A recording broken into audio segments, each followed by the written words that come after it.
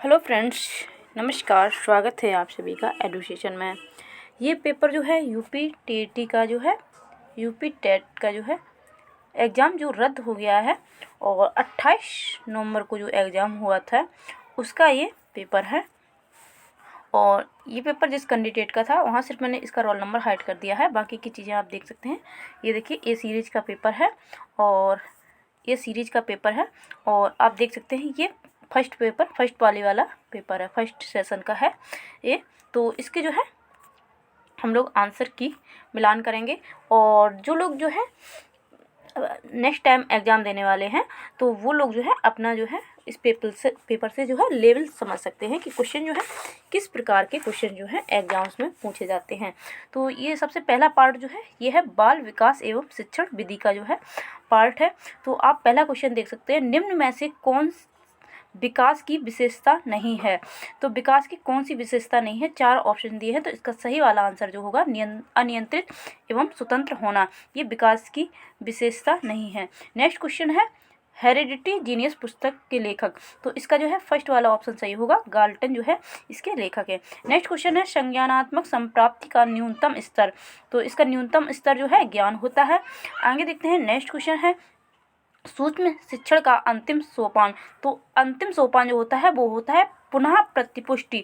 तो इसका ये अंतिम सोपान होता है। नेक्स्ट क्वेश्चन है गिलफोर्ड के अनुसार अपसारी चिंतन में आवश्यक है। तो इसमें जो है विचार प्रवाह जो होता है ये आवश्यक होता है। आगे नेक्स्ट क्वेश्चन है मस्तिष्क उद्वेलन विधि के जो है प्रतिपादक कौन है। तो इसका सही आंसर होगा दूसरा, ऑसबॉर्न जो है ये इसके प्रतिपादक हैं। आगे देखते हैं, नेक्स्ट क्वेश्चन है प्रासंगिक अंतर्बोध परीक्षण से कौन संबंधित है। तो ये ए और 1 और 2 दोनों ये है, CD मॉर्गन और HA मुरे, ये इसका आंसर होगा। क्वेश्चन नंबर 8 देखते हैं, सृजनात्मक चिंतन की प्रथम अवस्था कहलाती है। तो ये आयोजन जो है इसका सही आंसर होगा। आगे नेक्स्ट क्वेश्चन देखते हैं, उद्दीपक अनुक्रिया सिद्धांत का प्रतिपादन किया था। तो ये थॉर्नडाइक जो है इन्होंने किया था। नेक्स्ट क्वेश्चन है कौन सा कारक अधिगम को प्रभावित करता है। तो इसका सही आंसर होगा उपर्युक्त सभी जो है ये इसके कारक हैं जो प्रभावित करते हैं। नेक्स्ट क्वेश्चन है बुद्धि का सिद्धांत किसने दिया था। तो बहुबुद्धि का सिद्धांत जो है किसने दिया था। तो बहुबुद्धि का जो सिद्धांत है ये इसके जो है गार्डनर ने दिया था। आगे है स्पीयरमैन ने दिया था। तो स्पीयरमैन ने जो है बुद्धि का द्वैकारक सिद्धांत दिया था। तो प्रथम कारक था, एक कारक था, वो बिने और साइमन ने दिया था। द्वैकारक दिया था जो है स्पीयरमैन ने। आगे देखते हैं, प्रोजेक्ट विधि संबंधित है। तो ये किलपैक्ट की है। और आगे देखते हैं, पाठ्य योजना में छात्र के पूर्व अधिगम से संबंधित है। तो प्रस्तावना प्रश्न जो होते हैं ये पूर्व अधिगम से संबंधित होते हैं। आगे नेक्स्ट क्वेश्चन है गलत वाक्य को चुनें। तो गलत वाक्य जो है इसमें से चुनना है कि कौन सा वाक्य जो है वो गलत है। तो 4 ऑप्शन दिए हैं, इसमें जो सही आंसर आपका है वो है छात्र सबसे अच्छा नियंत्रित वातावरण में सीखते हैं। जबकि कहीं भी इस प्रकार के जो है आपको ऑप्शंस मिलते हैं कठोरता, नियंत्रण करना या किसी प्रकार की पाबंदी, तो ऐसे क्वेश्चन जो है वो गलत होते हैं। बालक हमेशा नेचुरल हैबिटेट में खेल खेल के सीखता है, खुद के करके सीखता है। ये आंसर जो है हमेशा इस प्रकार से क्वेश्चन जो है सही होते हैं। अगला क्वेश्चन है संविधान के किस संशोधन से शिक्षा के अधिकार पर बल दिया है। तो 86वां संविधान संशोधन था, ये इसका सही आंसर हो जाएगा। नेक्स्ट क्वेश्चन है शिक्षण के कार्य में सम्मिलित है। तो शिक्षण के कार्य में उपर्युक्त सभी जो हैं ये आते हैं, 4 नंबर आंसर इसका सही होगा। आगे नेक्स्ट क्वेश्चन है शिक्षण सबसे कम प्रभावशाली होगा जब। तो इसमें जो है उपर्युक्त सभी ये इसका आंसर होगा। आगे नेक्स्ट है भाषा रूपांतरण सिद्धांत दिया था। तो भाषा रूपांतरण, ये भाषा वाला जहाँ भी आता है क्वेश्चन हमेशा इसका आंसर आप चॉम्स्की लगा देंगे। नेक्स्ट है शारीरिक गठन के संदर्भ में कौन सही नहीं है। तो एंटागोनिस्टिक ये कुछ नहीं होता है, मीसोमॉर्फिक और एक्टोमॉर्फिक, एंडोमॉर्फिक, ये जो है शारीरिक गठन के भाग होते हैं। और ये बी नंबर जो है दूसरा नंबर वाला है, ये इसका आंसर हो जाएगा, ये नहीं होता है। निम्नलिखित में अभिप्रेरणा के घटकों की पहचान कीजिए। तो ये सभी अभिप्रेरणा के घटक हैं। आगे है विश्लेषणात्मक सिद्धांत के प्रतिपादक, तो ये रटा रटाया क्वेश्चन है, सिगमंड फ्राइड। आगे नेक्स्ट है, निम्नलिखित में से कौन स्किनर द्वारा प्रतिपादित अधिगम के सिद्धांत से संबंधित नहीं है। तो स्किनर जो है त्रुटियों के माध्यम से सीखना, ये थॉर्नडाइक ने दिया था, त्रुटियों के माध्यम से सीखना, ये इनका नहीं है, स्किनर का नहीं है। अब आगे देखते हैं, विभिन्न योग्यताओं एवं रुचियों वाले विद्यार्थियों हेतु कौन सा मूल्यांकन अधिक उपयोगी होगा। तो सतत एवं व्यापक मूल्यांकन होता है। तो इस प्रकार के क्वेश्चन में वैसे भी यही आंसर सही होते हैं। 25 नंबर क्वेश्चन देखते हैं। तो 25 नंबर क्वेश्चन का जो सही आंसर होगा वो आपका होगा चरित्र निर्माण। आगे नेक्स्ट क्वेश्चन देखते हैं, निम्न में से कौन सा शिक्षण का स्तर नहीं है। तो इसमें से कौन सा नहीं है, तो अभिप्रेरणा स्तर जो है इसका सही आंसर होगा। आगे नेक्स्ट देखते हैं, विकास के मनोसामाजिक सिद्धांत का प्रतिपादन किया था। तो इरिक्सन ने किया था, ये इसका सही आंसर हो जाएगा। आगे नेक्स्ट, निम्न में से कौन सा थॉर्नडाइक द्वारा दिया गया अधिगम का मुख्य नियम नहीं है। तो ये 3 नियम है, तत्परता का नियम, अभ्यास का नियम, प्रभाव का नियम, ये थॉर्नडाइक ने दिए थे। और अभिवृत्ति का नियम, ये जो है इसका सही आंसर होगा, ये वाला जो है थॉर्नडाइक का नहीं है। आगे देखते हैं, कोहलर तथा कोप्फा के अनुसार सीखना जो है सूझ के द्वारा सीखना। आगे है, सामाजिक निर्माणवाद के जनक कौन है। तो सामाजिक निर्माणवाद की जब बात की जाती है तो इसके लिए जो है लेव ब्योट्स्की जो है इसका सही आंसर होगा। अब ये सेकंड पार्ट आपका आ गया हिंदी का। कफन कहानी के लेखक, तो कफन कहानी के जो लेखक हैं वो है प्रेमचंद। आगे है, उदित उदयगिरी मंच पर रघुवर बल पतंग, बिकसे संत सरोज सब हर्षे लोचन भृंग। तो इसमें जो है कौन सा अलंकार है ये पूछा गया था, तो यहाँ पर रूपक अलंकार होगा, रूपक अलंकार। आगे है, उससे बैठा नहीं जाता, तो उससे बैठा नहीं जाता, तो इसमें जो है भाववाच्य है। आगे है, राम धीरे धीरे पढ़ता है में कौन सा अवयव है। तो इसमें क्रिया विशेषण होता है, जहाँ पर ऐसे जो शब्द लिखे होते हैं धीरे धीरे ऐसे करके, तो यहाँ पर क्रिया विशेषण होता है। हिमालय से गंगा निकलती है, तो इसमें जो है अपादान कारक है। आगे देखते हैं नेक्स्ट क्वेश्चन, वह खेल रहा है में किस प्रकार की क्रिया है। तो इसमें जो है अकर्मक क्रिया है, ये नहीं बताया गया है क्या खेल रहा है। चमचमात चंचल नयन बिच घूंघट पर छीन, मानव सुर सरिता विमल जल उदात युग मीन। तो इसमें जो है उत्प्रेक्षा अलंकार होगा, उत्प्रेक्षा अलंकार फर्स्ट वाला जो है सही हो जाएगा। सूरज का 7वां घोड़ा, गुनाहों का देवता, ये जो है धर्मवीर भारती की रचनाएं हैं, धर्मवीर भारती की रचनाएं हैं।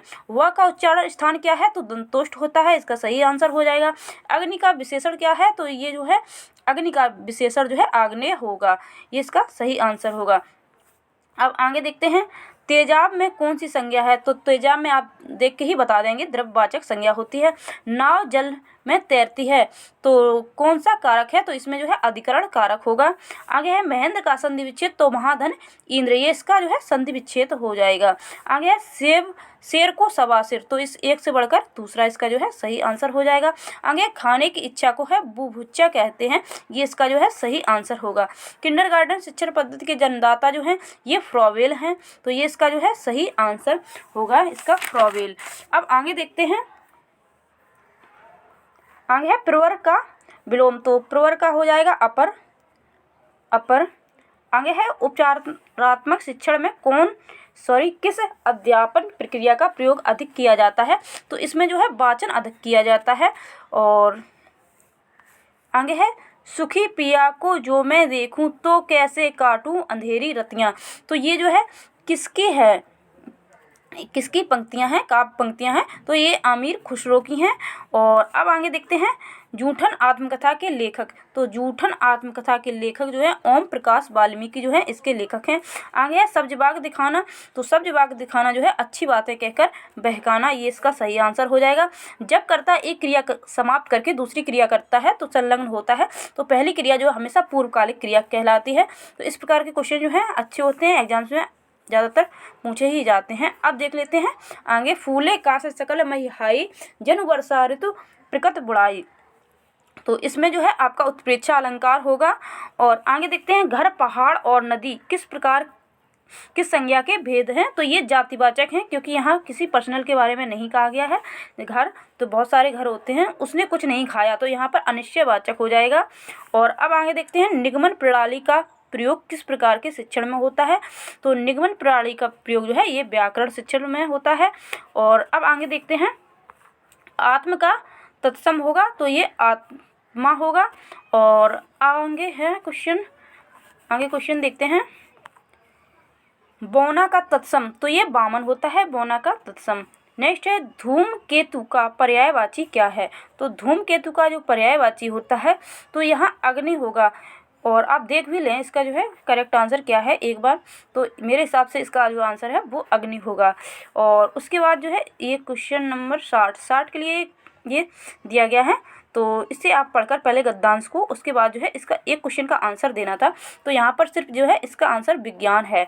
और उपयुक्त पंक्ति में कौन मनुष्य के हाथों में अद्भुत और अतुल्य शक्ति दे रहा है? तो आप यहाँ से देख सकते हैं विज्ञान मनुष्य के हाथों में अद्भुत और अतुल्य शक्ति दे रहा है। तो इसका जो करेक्ट आंसर जो है विज्ञान हो जाएगा।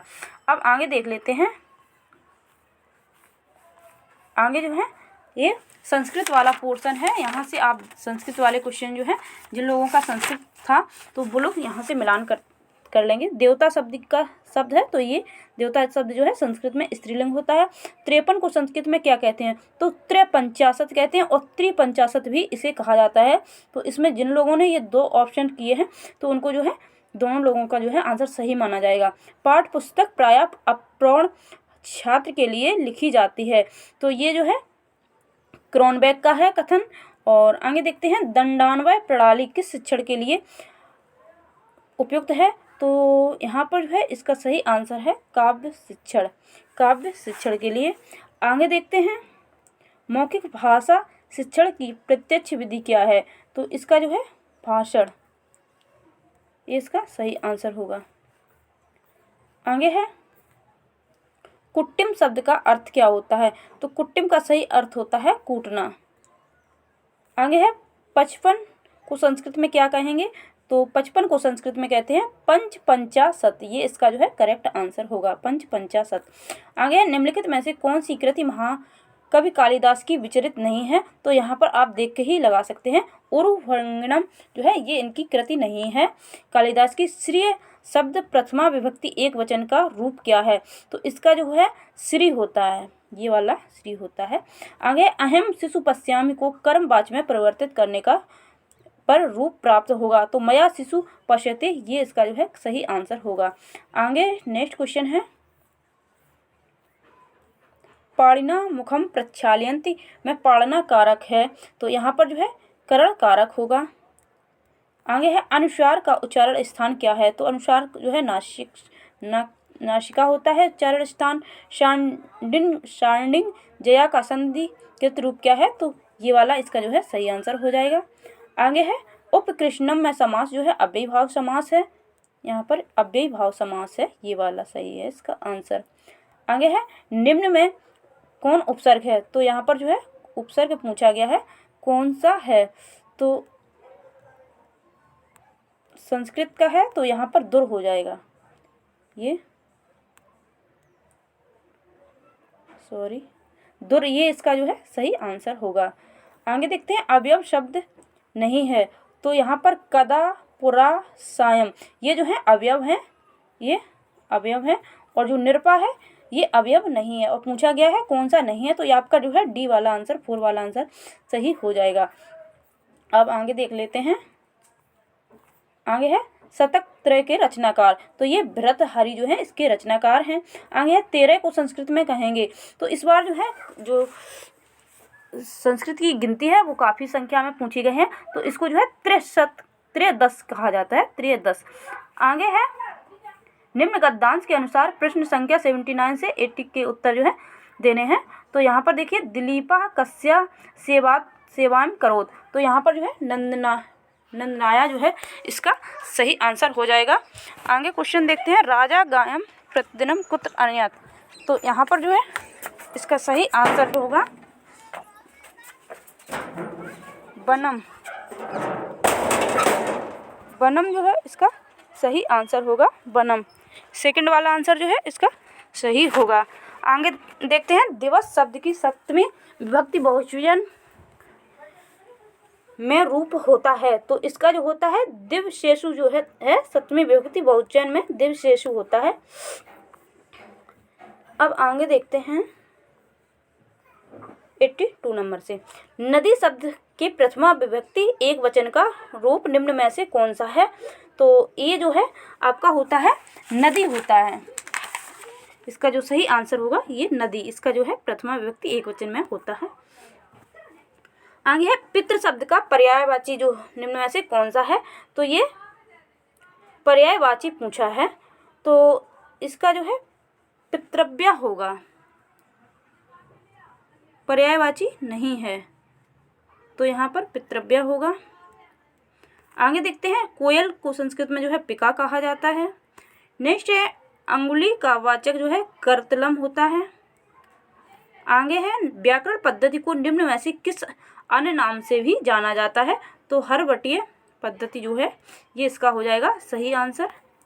अब आगे देख लेते हैं निम्न में से कौन सा वाणी का रूप नहीं है। तो पश्यंती जो है ये वाणी का रूप नहीं है। आगे है व्याकरण शिक्षण की मुख्य विधि है। तो आगमन निगमन विधि जो है ये इसकी जो है मुख्य विधि है। कक्षा के बच्चों को उनकी अवधारणाओं को बदलने में आप किस प्रकार से सहायता करेंगे। तो ये जो है अवधारणाओं के बारे में बच्चों को अपनी समझ को व्यक्त करने का अवसर देकर। तो ये सीटेट वाले जो पेपर होते हैं उनमें भी इसी प्रकार के साइकोलॉजी क्वेश्चन पूछे जाते हैं। तो हमेशा बच्चे को अवसर देना चाहिए। अगर ऐसे कहीं भी ऑप्शन अवसर देना बच्चों को अपने करके सीखना, तो ये क्वेश्चन के जो आंसर होते हैं वो हमेशा सही होते हैं।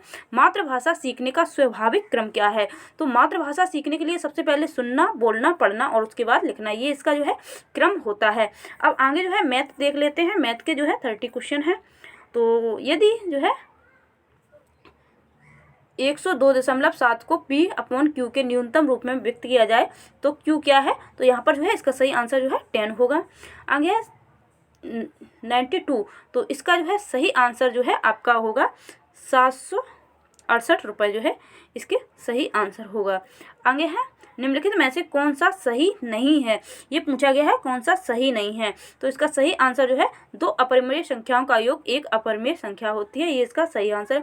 कोई संख्या अपने 20% से 60 अधिक है तो वह संख्या होगी, तो वो संख्या जो है 75 होगी। आगे है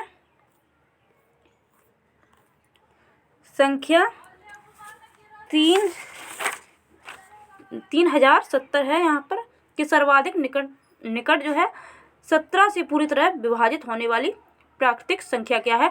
तो आप जो है 3070 में जो है 17 का भाग लगा देंगे और उसके बाद जो है जो निकट संख्या है आपकी 3077 निकल के आएगी। क्रय मूल और विक्रय मूल का अनुपात 5:4 है, तो हानि का प्रतिशत जो है 20% होगा। ये आप बिल्कुल आसानी से लगा सकते हैं। यदि किसी घन का विकर्ण जो है 8√3 सेंटीमीटर है तो उसका पृष्ठीय क्षेत्रफल कितना होगा। तो उसका पृष्ठीय क्षेत्रफल जो है 384 वर्ग सेंटीमीटर होगा। एक वृत्त में 120 डिग्री के खंड का क्षेत्रफल 67/60 वर्ग सेंटीमीटर है, तो वृत्त का व्यास जो है आपका यहाँ पर 3 सेंटीमीटर जो है आपकी आएगी त्रिज्या r बराबर, और तो व्यास पूछा गया है तो 6 सेंटीमीटर हो जाएगा। अब आगे देखते हैं यदि किसी वर्ग के विकर्ण को 2 गुना कर दिया जाए तो क्षेत्रफल आपका जो है 4 गुना हो जाएगा। और विनय एक घड़ी को ₹75 में बेचता है तो उस घड़ी की लागत कीमत के बराबर प्रतिलाभ होता है, तो घड़ी की लागत मूल्य क्या है। तो यहाँ पर जो है इसका 50 रुपये जो है इसका सही आंसर होगा। यदि 2 वृत्तों जी इसका जो है ये प्रच्छेद करेंगे, आपस में एक दूसरे को प्रच्छेद करेंगे, यहाँ पर जो है 3 आंसर आएगा। इसका 3 आंसर जो है इसका करेक्ट आ जाएगा। आगे देखते हैं यदि a और b धन पूर्णांक संख्याओं को 6 से विभाजित करने पर शेषफल जो है 4, 5 आता है, तो यहाँ पर ये a + b का स्क्वायर को 6 से विभाजित करते हैं तो कितना आएगा, ये आपसे पूछा गया है। तो यहाँ पर जो है इसका करेक्ट आंसर आप जब सॉल्व करेंगे तो 5 आएगा। और आगे 104 का है जो है ये 21% आएगा इसका करेक्ट आंसर। और मोहन की आयु जो है ये आप जो है आसानी से लगा सकते हैं, ये 6 वर्ष है, यहाँ पर 5 वर्ष और 9 वर्ष बाद, तो यह बीच का जो है 9, 5, 14 होंगे, तो इसके आगे पीछे का पूछा गया है तो 1 साल जो है जोड़ देंगे तो यहाँ पर जो है 6 वर्ष आएगा। इसका जो करेक्ट आंसर जो आपका आएगा तो यहाँ पर जो है इसका करेक्ट आंसर आपका ये सेकंड वाला आएगा। अब आगे 107 नंबर क्वेश्चन देखते हैं। यदि संख्याओं को जब आप जो है इसका निकालेंगे तो महत्तम संभव मान पूछा गया है तो 9 और 7 आएंगे, तो आपका महत्तम वाला 9 हो जाएगा। और अब आगे है परिमेय संख्या, तो इसका जो है सही आंसर आपका इसका सही आंसर आपका ये सेकंड वाला होगा, ये वाला। ये आप जो है माइनस माइनस काट के और यहीं से देख लेते हैं, जिसका जो है अंश बड़ा होता है तो वो संख्या जो है बड़ी होती है। दो संख्याओं को लासा और मासा का गुणनफल जो है, तो आप ये ऐसे ही सॉल्व कर सकते हैं, 14 और 24 आएगा इसका जो है सही आंसर। आगे देखते हैं, तो इसका सही आंसर जो है ये 11 आएगा। 11 से संख्या यहाँ पर 4 पे पावर 61 जो है कॉमन लेने के बाद जो है आप सॉल्व करेंगे तो आपका ये वाला आंसर निकल के आ जाएगा। अब आगे देखते हैं ये, तो इसका जो है आप टाइम जो है माइनस कर देंगे तो आप यहाँ से इसका सेकंड वाला आंसर सही होगा। अब बात करते हैं इस क्वेश्चन की, तो इस क्वेश्चन का जो है करेक्ट आंसर जो है, आप क्वेश्चन को एक बार अच्छे से पढ़ लें और उसके बाद ये देख लें, पाई चार्ट है और इसका जो सही आंसर आपका है ये वाला सेकंड वाला आंसर जो है इसका सही होगा। और अब बात करते हैं 113 नंबर क्वेश्चन, तो यहाँ पर शनिवार होगा और चलते हैं। तो दिए गए न्यून कोणों के पूरक और संपूर्णों का अंतर जो है 90 अंश होता है, तो यहाँ पर होगा 5 वर्ष 115 का। 116 नंबर क्वेश्चन का जो सही आंसर होगा वो इसका जो है 44% आंसर आएगा, 44%। 117 नंबर जो है इसका सही आंसर होगा 140, इसका ये सही आंसर होगा। यहाँ पर आपका आंसर जो है 24 आएगा। वो मजदूर और समय का गुणा करके जो है दोनों साइड से आप जो है एक को जो नहीं दिया है उसका छोड़ के और बाकी का भाग कर देंगे तो आपका जो है आंसर निकल के आ जाएगा। और अब यहाँ पर जो है आपका सही आंसर आएगा 6। ये इकाई मतलब एक अंक छोड़ के आप जोड़ते जाएं और 11 से भाग लगा देंगे तो आपका ये आंसर वृत्त की त्रिज्या जो है वृत्त की त्रिज्या से समानुपाती होगा वर्ग के क्षेत्रफल का अनुपात। तो ये इस प्रकार से ये आंसर इसका सही होगा। आगे से देखते हैं नेक्स्ट क्वेश्चन, या आ गया आपका पर्यावरण। तो पर्यावरणीय अध्ययन, तो निम्नलिखित में से किसमें क्लोरोफिल पाया जाता है? तो यूग्लिना में पाया जाता है क्लोरोफिल। उत्तर प्रदेश का राष्ट्रीय पक्षी सारस या क्रेन होता है। आगे नेक्स्ट क्वेश्चन, निम्नलिखित में से कौन सा हार्मोन रक्त में कैल्शियम के स्तर को नियंत्रित करता है? तो ये पैराथ हार्मोन होता है। ओजोन परत की मोटाई नापी जाती है तो डॉप्सन में नापी जाती है, साधारण सा क्वेश्चन है। नाइट्रोजन स्थिरता करने वाले जीवाणु जड़ों में उपस्थित होता है तो ये दलहन की खेतों में होता है। और आगे है, निम्नलिखित में से कौन सा खाने योग्य है? तो अगेरिका जिसे मशरूम कहते हैं ये खाने योग्य होता है। मैंग्रोव पाए जाते हैं तो ये सुंदरबन में पाए जाते हैं। आगे नेक्स्ट क्वेश्चन देखते हैं। नेक्स्ट क्वेश्चन है, आवृतबीजी पौधों में निम्नलिखित में से कौन सी संरचना त्रिगुणित होती है? तो भ्रूणपोष होता है, ये त्रिगुणित होता है। और निम्नलिखित में से किस कुल में भित्ति लग्न बीजांडन्यास पाया जाता है? तो ये ब्रैसिकेसी, इसी को जो है क्रूसीफेरी भी कहा जाता है। क्रूसीफेरी जो सरसों की खेती होती है, सरसों की जो है फैमिली होती है वो क्रूसीफेरी या इसे ब्रैसिकेसी कहते हैं। तो इसी में जो है ये बीज डान्यास पाया जाता है। और नॉक्सी श्वसन का अंतिम उत्पाद जो है एथिल अल्कोहल होता है। और आगे है 1906 में मुंबई में भारतीय महिला विश्वविद्यालय की स्थापना जो है किसने की थी? तो ये की थी D.K. कर्वे ने की थी। और पूरी की प्रसिद्ध रथ यात्रा तो भगवान जगन्नाथ से है, ये सभी को क्वेश्चन आंसर आना चाहिए। नासिक में जो कुंभ मेला लगता है वो गोदावरी नदी के तट पर लगता है। संध्या का क्या है? तो संध्या एक जो है अखबार है, अखबार था संध्या एक। और आगे का क्वेश्चन देखते हैं, उत्तर प्रदेश राज्य विधान परिषद में कुल सदस्य संख्या कितनी है? तो ये आपका 100 है। भारतीय ध्वज संहिता कब प्रभावी हुई? तो ये हुई थी आपकी 26 जनवरी 2002 से जो है प्रभावी हुई थी। जनगण मन जो है संविधान हिंदी संस्कृत को संविधान सभा ने भारत के राष्ट्रीय गान में जो है कब अपनाया? तो 24 जनवरी 1950 को अपनाया था और 26 जनवरी को पहली बार गाया फिर। और 17वीं लोकसभा अध्यक्ष जो है अभी ओम बिरला है। ये आंसर सभी को आना चाहिए। भारत में अंतर्राज्यीय परिषद का अध्यक्ष कौन होता है? तो ये आपके जो है प्रधानमंत्री होते हैं। आगे निम्न में से अपने किसे अपने कर्तव्यों के पालन के लिए भारत के राज्य क्षेत्र के सभी न्यायालयों में सुनवाई का अधिकार है? तो भारत का जो महान्यायवादी होता है इसको अधिकार होता है। आगे क्वेश्चन देखते हैं, वह जिला जहां गंगा नदी उत्तर प्रदेश राज्य में प्रवेश करती है? तो यहाँ पर है इसका सही आंसर होगा मेरठ। आगे देखते हैं, निम्नलिखित नदियों में से कौन यमुना नदी की सहायक नहीं है? तो गंडक जो है ये नहीं है। भारत की सबसे ऊंची चोटी जो है केटू है। वह पठार जो ऑस्ट्रेलिया में स्थित है, तो ऑस्ट्रेलिया में जो है किम्बरले है। वह है उत्तर प्रदेश का वह जिला जो बुंदेलखंड पठार का भाग नहीं है, तो ये जो है मिर्ज़ापुर नहीं है, ये विंध्याचल का है। और आगे निम्नलिखित राज्यों में से किसमें दुधवा राष्ट्रीय उद्यान स्थित है? तो दुधवा जो है आपका लखीमपुर खीरी, और लखीमपुर खीरी आपका जो है, ये लखीमपुर खीरी जो है आपका उत्तर प्रदेश में पड़ता है। और ये जो है उत्तर प्रदेश का क्षेत्रफल के हिसाब से सबसे बड़ा जिला है, सबसे बड़ा जो क्षेत्रफल है वो लखीमपुर खीरी का है, और ये उत्तर प्रदेश में जो है। मैंटूर बांध की बात की जाए तो ये आपका मैंटूर बांध जो है ये कावेरी नदी पर है। और ग्रेट डिवाइडिंग रेंज जो है निम्न में से कहाँ पर स्थित है? तो ये आपका ऑस्ट्रेलिया में स्थित है। और दक्षिण पूर्वी यूरोप के शीतोष्ण घास के मैदान को कहा जाता है, तो इसको जो है स्टेपीज कहा जाता है।